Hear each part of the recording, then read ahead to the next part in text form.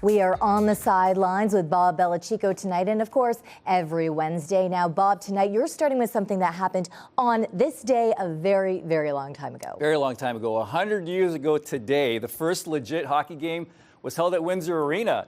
Now, there were a couple of games before that, but those were feel-good games. Check this out, though. This is a flyer posted by Windsor Museum today on social media. A couple of senior teams broke the ice, but the first legit game was played between the Victoria Cougars and the New York Americans. The game must have been a lot faster back then. What's with the 8:15 start? Now, the first National League hockey game was played at Windsor Arena a year later. Detroit Cougars, now known as the Red Wings, squared off against the Boston Bruins on November 18, 1926. The Spits were tenants between 1975 and 2008. Historically significant, but makes it even more special is the Detroit Cougars played their first year at Windsor Arena as they were waiting for the Olympia to be built, and the Detroit Cougars became the Detroit Red Wings.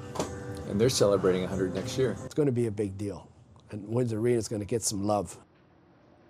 I love the history. Now, speaking of the Spits, they're hosting the Owen Sound Attack tonight at the WFCU Center. Their lead atop the West Division is now only 2 points over Flint. The Firebirds are rolling right now, 9 wins in a row. Onto the wing, Greentree shoots and scores! Tonight from the captain! Now, Spits captain Liam Greentree has been steadily climbing the ladder and is within striking distance of becoming Windsor's all-time goal-scoring leader. He recently passed Tim Finley, who is now an assistant coach at the University of Windsor. He also jumped over Taylor Hall, who plays for the Carolina Hurricanes, both with 123 career goals. Now, Greentree has 124. He's 29 away from the great Ernie Godden's mark of 152, 26 away from leapfrogging his current general manager, Bill Bowler. It's been a great 4 years, and that's not something that I really have been focusing on or anything like that, but it's obviously come up a few times, and it's pretty cool to be in the talk for most goals and all that stuff. So yeah, it's pretty cool, and we got a lot of year left. Hot dogs, get your hot dogs. Yeah, that's right. It's a bucket dog night at the WFCU Center along with Cans for a Cause. The Spits are selling thousands of hot dogs. What do you like on yours? I don't know. We put that question to the players to find out.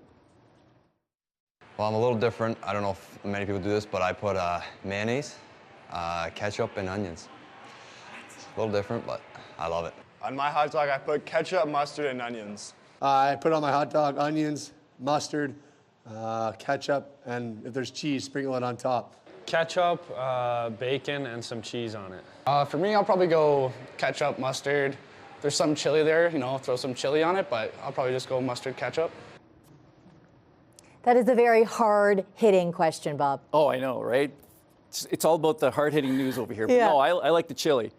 Okay. Mayo. Anyone who knows me is going to laugh. So only ketchup on the hot dog, but then I also squirt ketchup on the plate. So I have the hot dog with ketchup, and then I dip it into the ketchup on the plate as well before I You never know what you're going to learn. That's interesting. On a side note, let's talk about the Lions. They do have some catching up to do against the New York Giants last weekend. Yeah, they did last weekend. It was a game where Windsor's pride was beaming. I'm telling you, it was so much fun. Here's Holy Names grad Theo Johnson prior to Sunday's game at Ford Field. Now, the Giants lost, but Theo made some highlight reel catches like this one in the fourth quarter on 3rd and 17. Wicked catch. It was Theo's first visit to Detroit since being drafted by the Giants in 2024. His friends, family, and even his grandmother were in the crowd. It was just such a good family moment for us to be there with him, and he played well too. So he had some big catches and did his thing. So I know he felt good being at home. He's been gone for a while on his journey, Penn State and now in New York, and gets lonely sometimes. So be back around family, had some friends in the stands. So. Theo's doing great in the NFL, and his brother Dom is doing great things here in the community. He's been doing a lot of things. He held a football camp in the summer, hosted a basketball camp in the fall. The Sparks camps, which what he calls them, focuses on mental health, financial literacy, and career transitions and skill training, of course. Now, Dom plans to expand the number of Spark camps he wants to hold next year. We're looking to run some in different communities next year across Canada, and then the big one in Windsor again. in the summertime, and then the basketball one probably early fall of next year. So excited to keep it going and really excited about the mission behind it. Hopefully that expansion goes through there. Okay, the Windsor Diving Club sent 5 swimmers to England. 3 came back with medals. They did really well. The best part of this story is that one of the divers, 13 years old, she was petrified of heights until she got into diving, of course.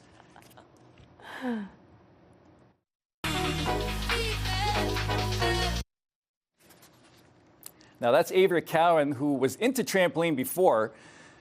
She saw diving at the Olympics and decided that's what she wanted to do despite a fear of heights. Now, she won gold at a recent meet in England on the 10-meter platform. That's that really tall one there. Charlie Ramirez and Jocelyn Casey won silver at their respective events. Now, let's hear from the girls. I was really proud of myself because after my first 8 dives, I made it into finals.